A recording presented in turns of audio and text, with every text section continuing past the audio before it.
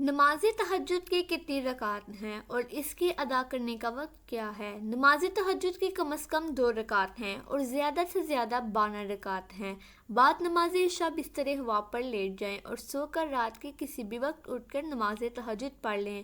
بہتر وقت نصف شب اور آخر شب ہے۔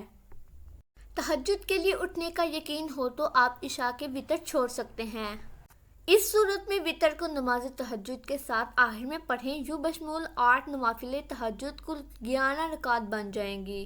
رات کا اٹھنا یقینی نہ ہو تو وتر نماز شاء کے ساتھ پڑھ لینا بہتر ہے۔ ام المومنین حضرت عائشہ صدیقہ رضی اللہ تعالیٰ عنہا روایت کرتی ہیں کہ حضور نبی اکرم صلی اللہ علیہ وآلہ وسلم ہمیشہ رات کو 11 رکعات پڑھتے تھے۔